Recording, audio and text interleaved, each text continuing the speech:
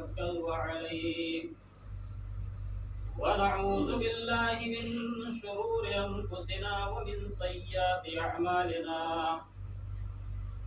من يهده الله فلا مضل له ومن يضلل فلا هادي له وأشهد أن لا إله إلا الله وحده لا شريك له وأشهد أن محمدا عبده ورسوله يا أيها الذين آمنوا اتقوا الله حق تقاته ولا تموتن إلا وأنتم مسلمون يا أيها الناس اتقوا ربكم الذي خلقكم من نفس واحدة وخلق منها زوجها وبث منهما رجالا كثيرا ونساء واتقوا الله الذي تساءلون به والأرحام إن الله كان عليكم رقيبا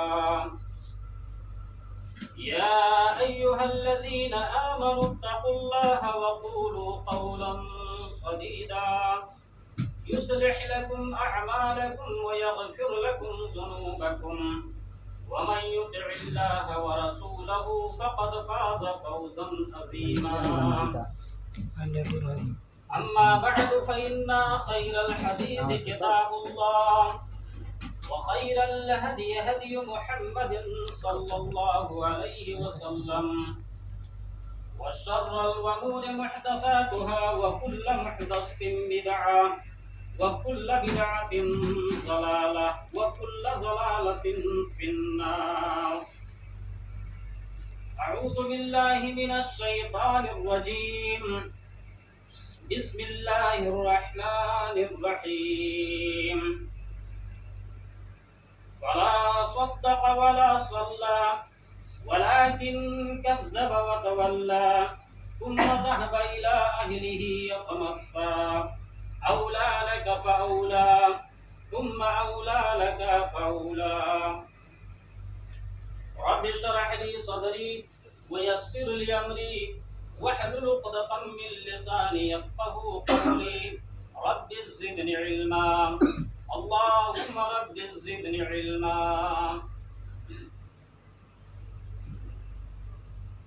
کسی کی تعریف بڑائی و بزرگی اللہ رب العالمین کی لیے لائق و سزاوار ہے، جو ساری کائنات کا معبود اور پالنہار ہے، اور اللہ رب العالمین کا سب سے بڑا احسان اور کرم یہ ہے کہ اللہ رب العالمین نے ہمیں مسلمان بنایا. مسلمان بنانے کے ساتھ ساتھ اللہ رب العالمین نے ہمیں اہل ایمان کی فہرست میں شمار کیا ہے. بعدہ درود و سلام ہو اللہ رب العالمین کے بے شمار انبیاء کرام پر، بالخصوص ہمارے آخری نبی تاجدار بطحہ محمد نبی صلی اللہ علیہ وسلم پر، کہ جنہوں نے اللہ کا پیغام اللہ کے بندوں تک پہنچایا. حضرات گرامی، میں نے قرآن کریم خطبہ مسنونہ کے بعد قرآن کریم کی ایک آیت کریمہ کی تلاوت کی ہے،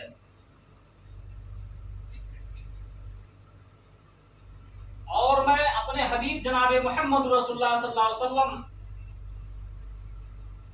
کا جو اخلاق تھا اور مکہ کے جو آپ کے دو دشمن تھے،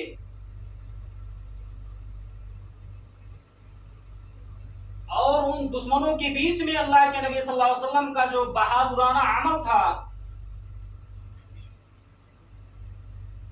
وہ کلیجہ تھا اللہ کے نبی جناب محمد رسول اللہ صلی اللہ علیہ وسلم کا، کہ تنے تنہا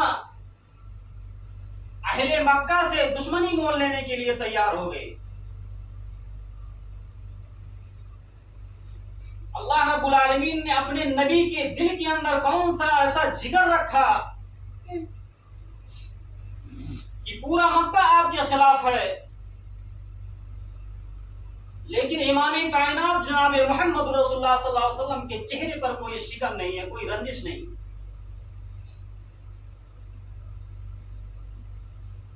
اللہ کے حبیب جناب محمد رسول اللہ صلی اللہ علیہ وسلم جب اس کائنات کے اندر امام الانبیاء بنا کر بھیجے گئے، جب اللہ رب العالمین نے آپ کو نبوت سے سرفراز کیا، آپ پیغمبر بنا دیے گئے،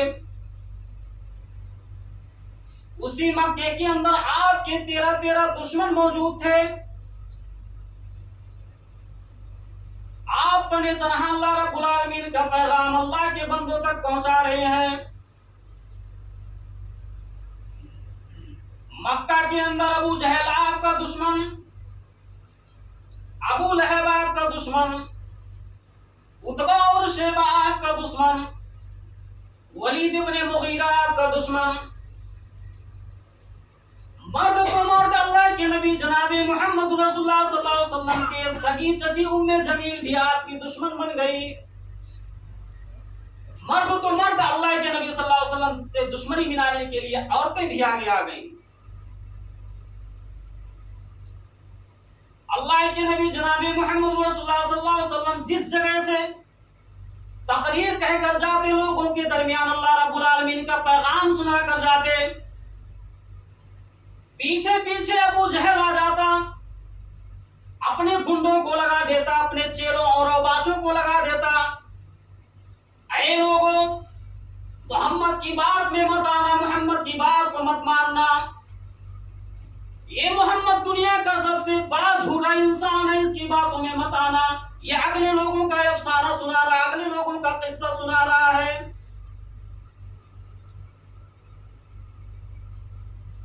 اللہ کے نبی صلی اللہ علیہ وسلم تمام مشرکوں کا اکیلے دفاع کر رہے ہیں۔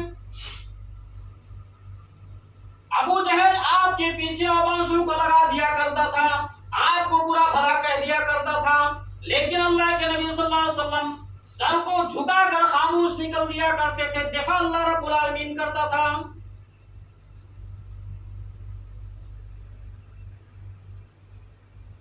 اللہ کے نبی جناب محمد رسول اللہ صلی اللہ علیہ وسلم کو ابو جہل جب دیکھتا تھا تو مارے گھمنڈ کے چلنے لگتا تھا، اس کے اندر تکبر آ جاتی تھی، گھمنڈ آ جاتا تھا، غرور کا نشہ اس کے جسم پر چھا جاتا تھا۔ اللہ کے نبی صلی اللہ علیہ وسلم آگے آگے تبلیغ کرتے جاتے، پیچھے پیچھے اوباشوں کو لگا دیتا تھا، کہتا تھا اے لوگوں محمد کی باتوں میں مت آنا، یہ بہت بڑا جھوٹا اور جادوگر ہے، یہ پرانے لوگوں کا قصہ سنا رہا ہے۔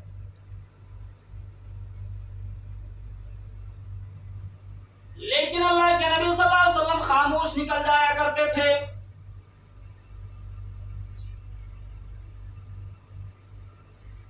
جس محلے کے اندر، جس قصبے کے اندر اللہ کے نبی صلی اللہ علیہ وسلم جایا کرتے تھے، پیچھے پیچھے یہ بھی جایا کرتا تھا۔ یہ اتنا بڑا دشمن اللہ کے نبی صلی اللہ علیہ وسلم کا ہو گیا تھا۔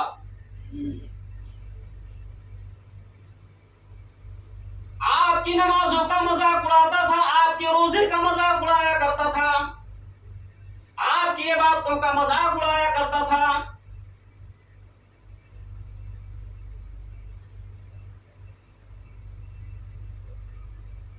اللہ کے حبیب جناب محمد رسول اللہ صلی اللہ علیہ وسلم اپنے سر کو جھکا کر آگے نکل دیا کرتے تھے، ابو جہل کا کوئی جواب نہیں دیتے تھے۔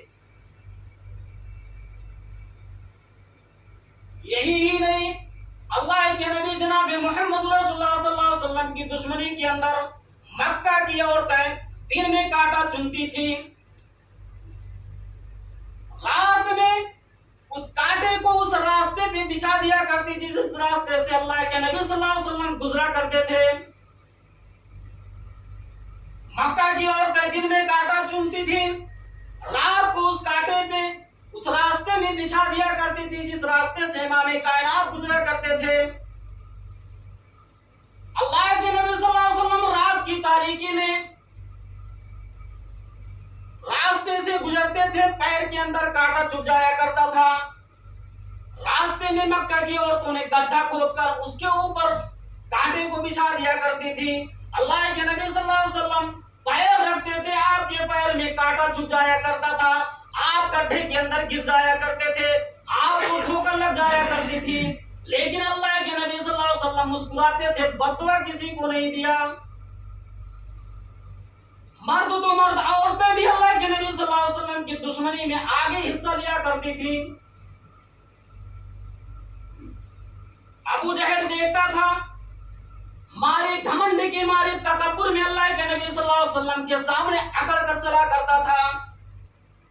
شاعر کہتا ہے, قریشی عورتیں کاٹا بیابانوں سے لاتی تھی, قریشی عورتیں کاٹا بیابانوں سے لاتی تھی, اور گزرگاہے گلے گلزار رحمت میں بچھاتی تھی. وہ امام کائنات کالی کملی والا رسول اپنے پیر کو سبل سبل کے رکھتا تھا, لیکن گڈھے کے اندر گر جایا کرتا تھا اور مسکرا کے آگے نکل دیا کرتے تھے. ان عورتوں کو, ان کفار مشرکین کو بد دعا نہیں دیا کرتے تھے. یہ ہمارے رسول جناب محمد رسول اللہ صلی اللہ علیہ وسلم کی عالمیت تھی.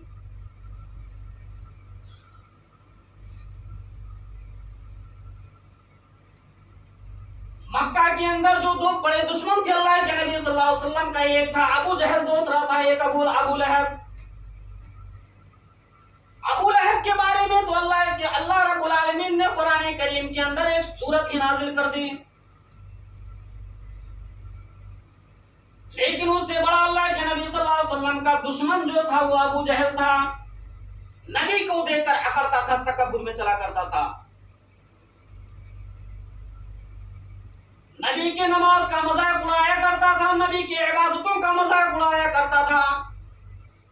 یہ ادا اللہ رب العالمین کو پسند نہ آئی, کیونکہ ہمارے نبی جناب محمد رسول اللہ صلی اللہ علیہ وسلم رحمت کا پیغام لے کر آئے تھے.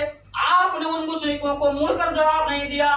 دفاع کرنے والا اللہ رب العالمین, ڈیفنس کرنے والا اللہ رب العالمین. ابو جہل جب نبی کو دیکھ کر اکڑتا تھا, تکبر میں چلتا تھا, تو اللہ رب العالمین نے قرآن کریم کی ایک سورت آیت نازل فرمائی, فلا صدق ولا صلى ولكن كذب وتولى ثم ذهب الى اهله يتمطى اولى لك فاولى. یہ ابو جہل کے بارے میں اللہ رب العالمین نے نازل کی ہے. فلا صدق ولا صلى, نہ اس نے نبی کی تصدیق کی اور نہ نبی والی اس نے نماز پڑھی. ولكن كذب وتولى, نبی کو جھٹلایا اور پیٹ پھیر کر بھاگنے لگا, چل دیا. ثم ذهب الى اهله يتمطى, پھر اپنے گھر کی طرف مڑا اور اکڑتے ہوئے گیا, اتراتے ہوئے گیا. اولا لك فاولا, بربادی ہو اس کے لیے بربادی. مفسرین لکھتے ہیں کہ اللہ کے نبی جناب محمد رسول اللہ صلی اللہ علیہ وسلم نے ابو جہل کا ہاتھ پکڑ لیا اور ہاتھ پکڑنے کے بعد کہا اولا لک فاولا, اے ابو جہل تیرے لیے بربادی ہو, تیرے لیے بربادی. جب اللہ کے نبی صلی اللہ علیہ وسلم نے ابو جہل کا ہاتھ پکڑ لیا اور کہا اے ابو جہل تیرے لیے بربادی ہو, ہمارے گھمنڈ کے ابو جہل نے اللہ کے نبی صلی اللہ علیہ وسلم کے ہاتھ کو چھڑایا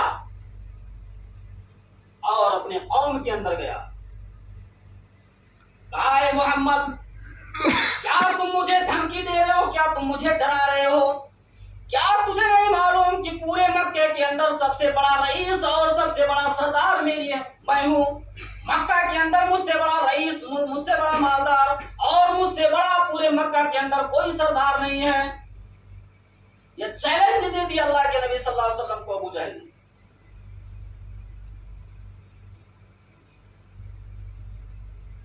اللہ کے نبی صلی اللہ علیہ وسلم خاموش ہیں.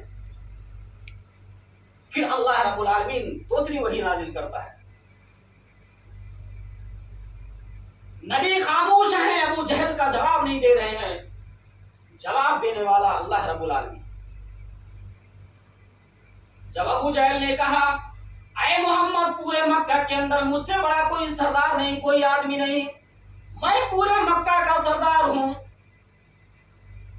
اور یہ کہہ کر جب گھمنڈ میں جانے لگا تو اللہ رب العالمین نے دوسری آیت نازل کر دی.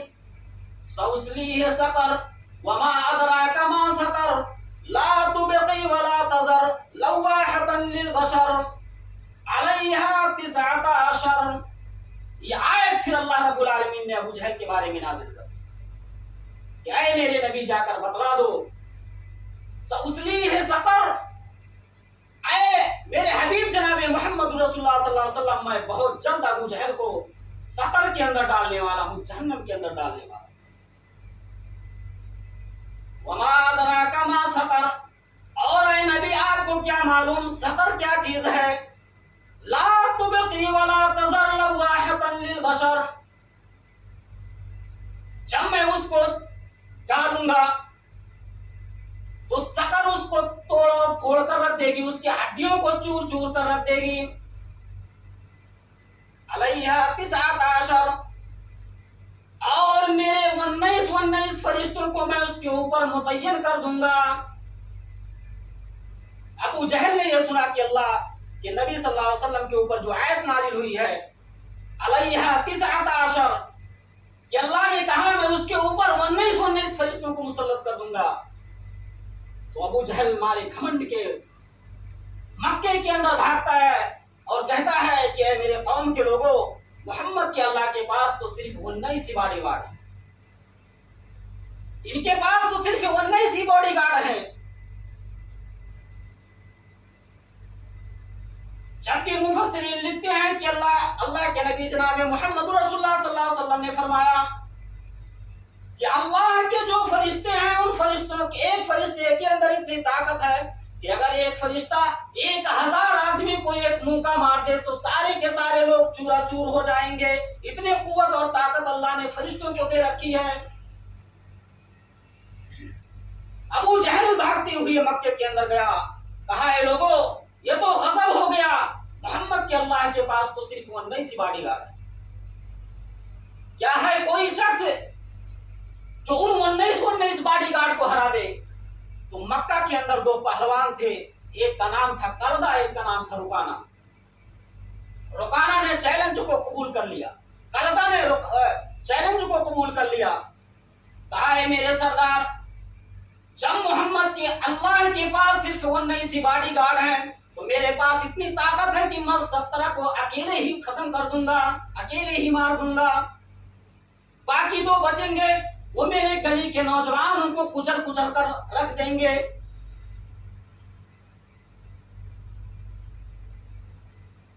کلدہ نے چیلنج کو قبول کر لیا اور مکہ کے اندر ڈکی پٹوا دیا کہ فلاں تاریخ کے اندر، فلاں دن کے وقت، فلاں وقت کے اندر، فلاں میدان میں میرا مقابلہ اللہ کے نبی جناب محمد رسول اللہ صلی اللہ علیہ وسلم. صحابہ کے کانوں میں خبر گئی کہ اے اللہ کے حبیب صلی اللہ علیہ وسلم، کلدہ نے آپ سے جنگ کا اعلان کر دیا، آپ سے کشتی لڑنے کا اعلان کر دیا ہے. اللہ کے نبی صلی اللہ علیہ وسلم نے کہا ہے میرے ساتھیوں، میں اس دنیا کے اندر کشتی لڑنے کے لیے نہیں آیا ہوں، لیکن اگر کلدہ نے چیلنج کر دیا ہے تو محمد بھی 2 ہاتھ کرنے کے لیے تیار ہے، پیچھے ہٹنے والا نہیں ہے. دن اور تاریخ کو متعین کر دیا گیا. کلدہ، پورے مکے کے لوگ اس میدان کے اندر جمع ہے. کلدہ سب سے پہلے اس میدان میں پہنچا ہوا ہے.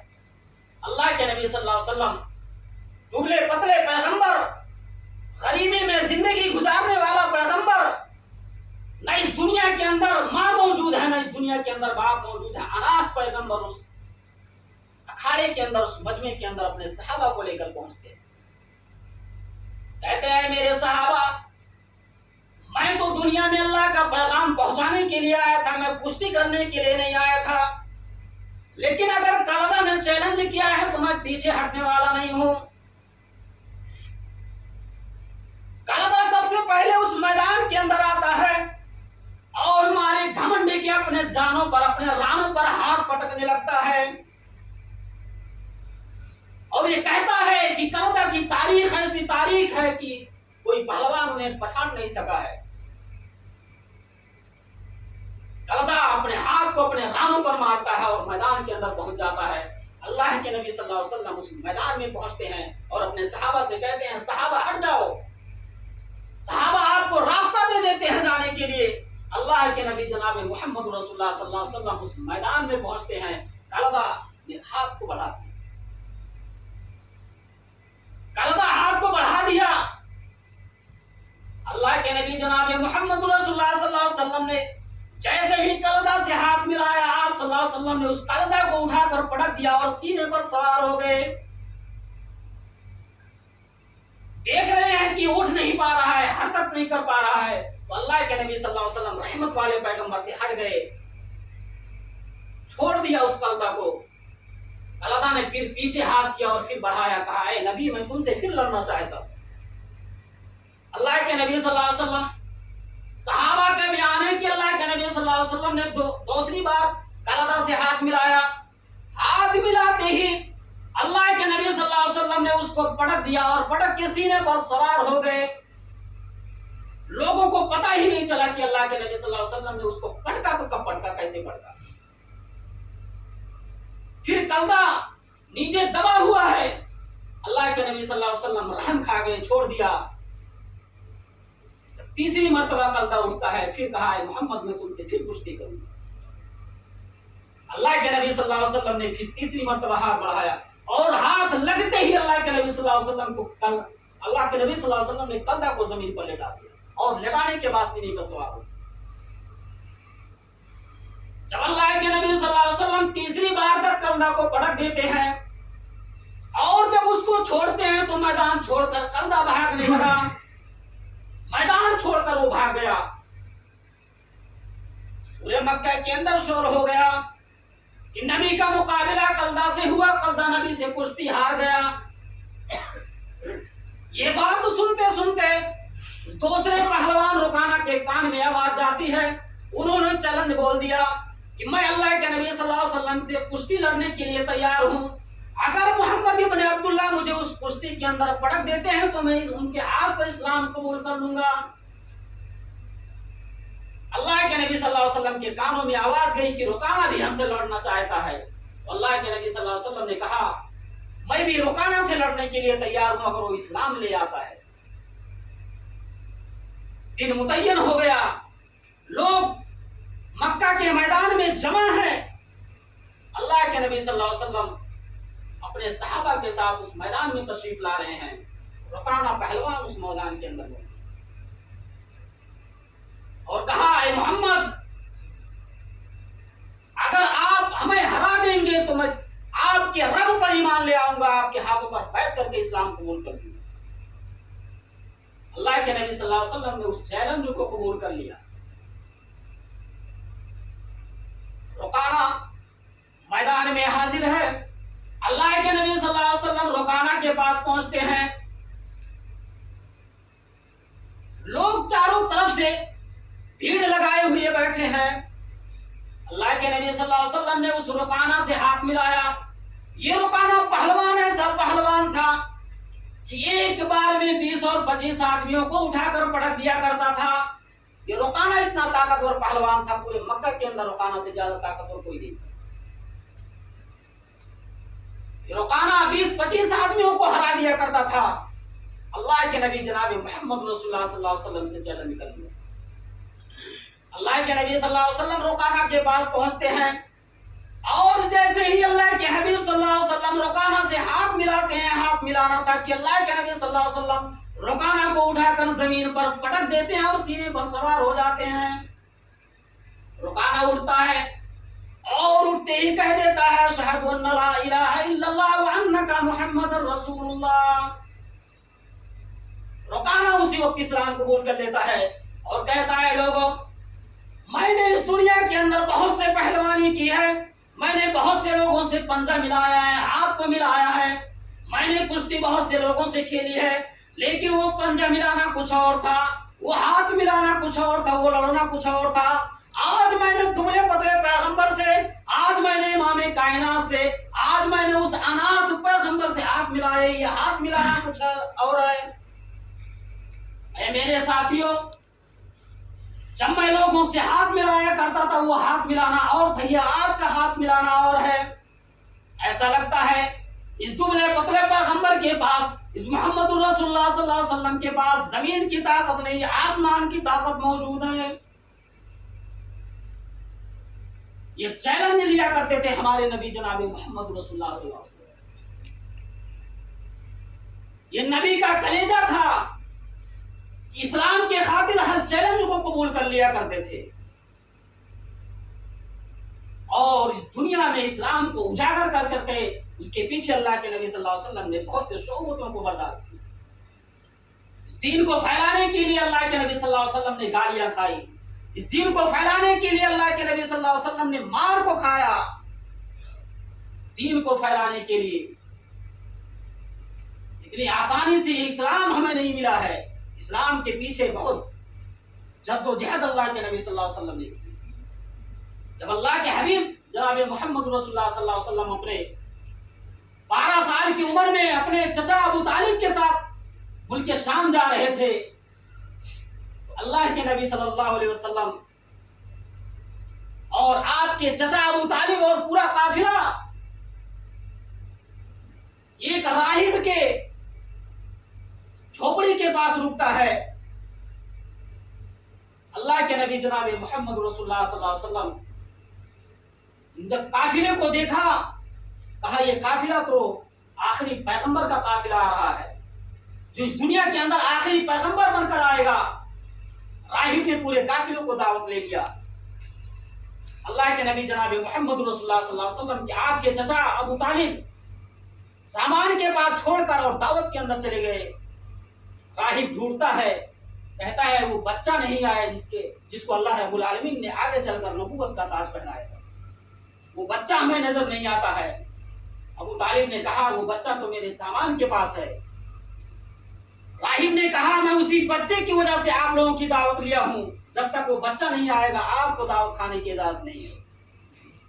اللہ کے نبی صلی اللہ علیہ وسلم گئے اور راہب نے کہا اے ابو طالب یہ آپ کے ساتھ کون ہے؟ ابو طالب نے کہا اے راہب یہ میرا بیٹا ہے۔ راہب نے کہا ابو طالب تم جھوٹ بولتے ہو، یہ تمہارا بیٹا نہیں ہو سکتا ہے، بتاؤ سچ سچ یہ کون ہے؟ ابو طالب نے کہا اے راہب یہ میرا بیٹا ہے۔ پھر راہب نے کہا اے ابو طالب تم جھوٹ بول رہے ہو، یہ تمہارا بیٹا نہیں ہے، میری کتاب کے اندر لکھا ہوا ہے کہ اس کا باپ اس دنیا میں موجود نہیں ہے، اس کے پیدا ہونے سے پہلے اس کا باپ اس دنیا سے چلا گیا ہے، اور میری کتاب یہاں تک بتلاتی ہے کہ اس عمر میں اس کی ماں بھی اس دنیا کے اندر موجود نہیں ہے۔ اور اے ابو طالب اس اپنے بھتیجے کو واپس کر دو، اگر ملک شام کے یہودی پہچان لیں گے کہ یہ آگے چل کر نبی بننے والے ہیں تو انہیں قتل کر دیں گے، انہیں مار ڈالیں گے۔ ابو طالب نے اللہ کے نبی صلی اللہ علیہ وسلم کو وہاں سے واپس کر دیا۔ یہ اللہ کے نبی جناب محمد رسول اللہ صلی اللہ علیہ وسلم جن کو ہم نے پہچانا نہیں ہے۔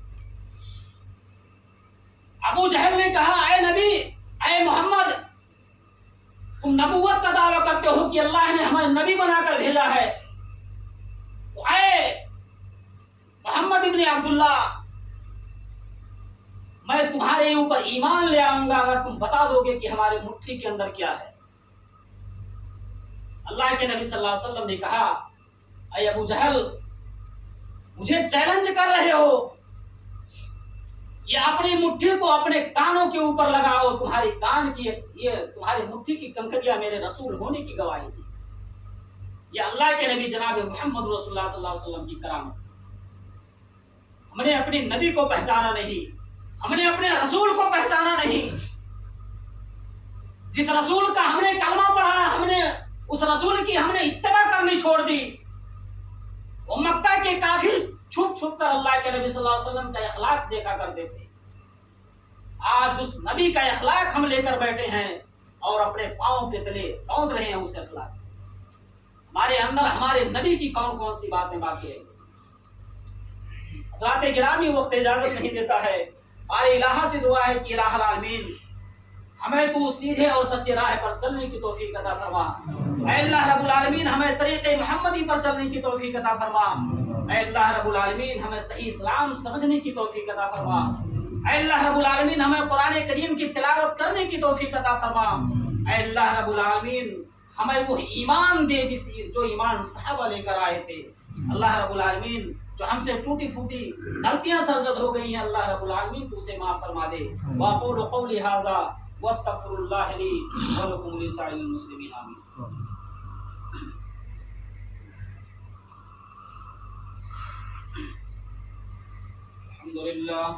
الحمد للہ رب العالمین وحدہ والصلاة والسلام علی من لا نبی بعد. اما بعد یا ایھا الذین آمنوا صلوا علیہ وسلموا تسلیما.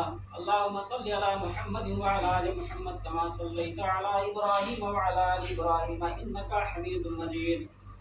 اللهم بارك على محمد وعلى آل محمد كما باركت على إبراهيم وعلى آل إبراهيم إنك حميد مجيد. عباد الله يا رحمكم الله إن الله يأمركم بالعدل والإحسان وإيتاء ذي القربى وينهى عن الفحشاء والمنكر والبغي يعظكم لعلكم تذكرون. ادعوه يستجب لكم ولا ذكر الله أكبر والله يعلم ما تصنعون. وأقيموا الصلاة